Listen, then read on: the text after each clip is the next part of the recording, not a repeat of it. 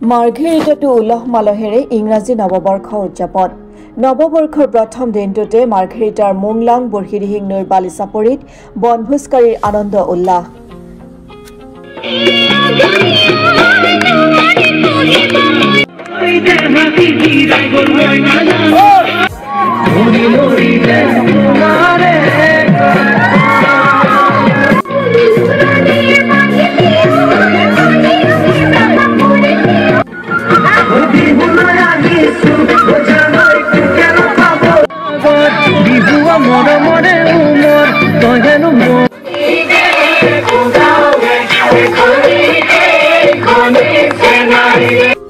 ৰাজ্যৰ ভিন্ন প্ৰান্তৰ দৰে নৱবৰ্ষৰ প্ৰথম দিনটো উপভোগৰ বাবে মাৰ্ঘেৰিটাতো ওলাই আহিল বনভোজকাৰী দল।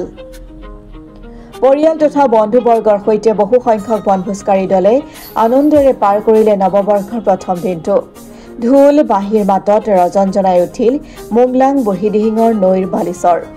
আনন্দ ফূৰ্তিৰে হাঁহে মাহে মাছে মাংসৰে এসাঁজ খাই নৱবৰ্ষৰ প্ৰথম দিন উদযাপন কৰিলে মাৰ্ঘেৰিটাবাসীয়ে।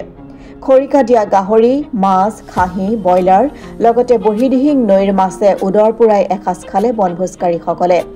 আনন্দত আত্মহাৰা হৈ কঁকাল ঘূৰাই এপাক নাচিলে সকলোৱে।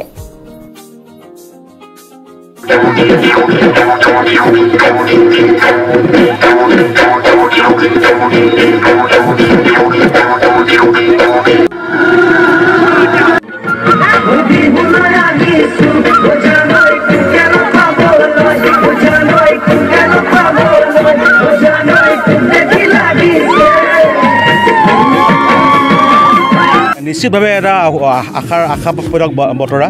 আচলতে 2025 বৰ্ষৰ আজি প্ৰথম দুদিন আমি লিডুৰ একাংশ পৰিয়ালে লগতে মাৰ্ঘেৰিটাৰ একাংশ সাংবাদিকৰ লগত সন্মিলিত হৈ আমি আজি ইয়াত মুলাঙৰ যি দিহিং নৈৰ বালিচাপৰি তাৰ পাৰত আমি আচলতে বনভোজ খাবলৈ ওলাই আহিছোঁ। শতাধিক ৰাইজ আমাৰ মাজত আছে। আজি আচলতে বিভিন্ন পৰিয়ালৰ লোকৰ লগতে সকলো আহিছে। নতুন বৰ্ষই আশাৰ বতৰা কৰি আনক, নতুনত্বৰে মানুহৰ জীৱনটো ভৰি পৰক আৰু নতুন বৰ্ষটো আশাপ্ৰদ হওক। আচলতে ৰাজ্যখনৰ যিখিনি জ্বলন্ত সমস্যা আছে, ৰাজ্যৰ সৰ্বসাধাৰণ ৰাইজৰ যিখিনি অভাৱ অভিযোগ সমস্যা আছে সকলো সমাধান হওক।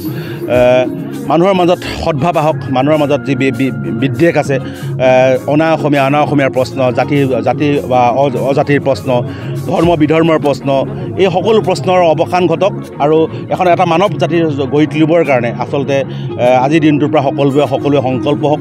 যিহেতুকে এতিয়া বৰ্তমান বিজ্ঞানে যথেষ্ট অগ্ৰগতি লাভ কৰিছে। এনে মুহূৰ্তত আচলতে এই ধৰ্ম অধৰ্ম, জাতি অজাতি, অনা অসমীয়া এনেধৰণৰ প্ৰশ্নবোৰ আমাৰ মাজত আহিব নালাগে।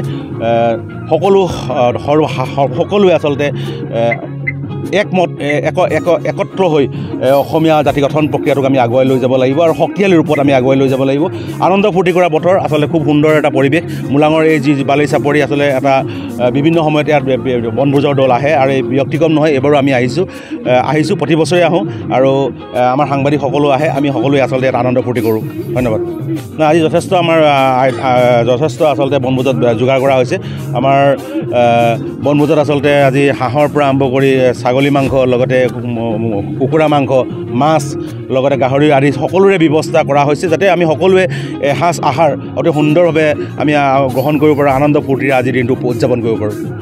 আজি বছৰৰ প্ৰথম দিন 2025 বৰ্ষৰ আৰু আমি সকলোৱে মিলি আজি ইয়াত বনভোজ আয়োজন কৰিছোঁ দিহিঙৰ পাৰত আৰু খুবেই ভাল লাগিছে আৰু সমগ্ৰ অসমবাসী তথা বিশ্ববাসীলৈ নতুন বৰ্ষৰ শুভেচ্ছা জনাইছোঁ।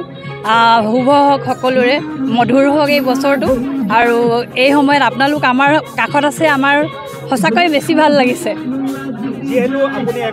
প্ৰিয় কবি হীৰেণ ভট্টাচাৰ্যৰ এটি পংক্তি, এই কবিৰ একো নাই এটাই মাথো কামিজ, তাৰো চিগু চিগু চিলাই, প্ৰেম হয়তো এনেকুৱাই আৱৰণ খুলি হৃদয় জোৰাই। ধন্যবাদ। সদায় যে একেখন ঘৰ বুলি ভাবে, ৰাণা ভাইটি আৰু ৰীতা ভণ্টিলৈ বহুত বহুত শুভেচ্ছা থাকিল।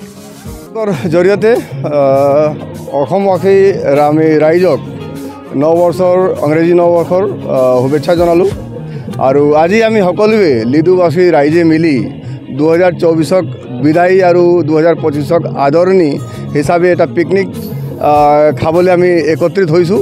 কিন্তু এইটো পিকনিক এটা আমাৰ মাধ্যম, কিন্তু ইয়াৰ জৰিয়তে আমি সকলো ভাষা ভাষী ধৰ্মৰ মানুহ একেলগত গোট খাই আমি সমন্বয়ৰ এটা বাৰ্তা দিওঁ আৰু আমি আশা কৰিছোঁ আৰু ভগৱানৰ ওচৰত প্ৰাৰ্থনা জনাইছোঁ যে 2024 চবৰ যেনেকৈ হ'ল কিন্তু 2024 আগন্তুক যিটো বৰ্ষ আছে এই বৰ্ষত সকলো জাতি জনগোষ্ঠী একেলগত মিলি আৰু একেলগত ভাতৃত্ববোধ যিটো আমাৰ আছে এই 2025 আমি খুব সুন্দৰকৈ আমি পালন কৰিব পাৰোঁ সুন্দৰকৈ আমাৰ চবৰ যাওক আৰু অসমৰ সুখ শান্তি আৰু অগ্ৰগতি আমি কামনা কৰিছোঁ লগতে এটা বাৰ্তা দিবলৈ খুজিছোঁ যে আমি অসমত বসবাস কৰি আছোঁ বিভিন্ন ভাষা ভাষী জাতি জনগোষ্ঠী আমি একেলগত সকলোৱে অসমীয়া হৈ কিনে এটা পৰিচয় দিব লাগে জাতি জনগোষ্ঠীৰ এইটো পৰিচয় আমি দিবলৈ নিবিচাৰোঁ আমি সকলোৱে মানৱ আৰু মানৱ সম্পদ হৈ কিনে আমি জীয়াই থাকোঁ সেইটোৱে আমি বিচাৰোঁ জয় অসম জয় অসম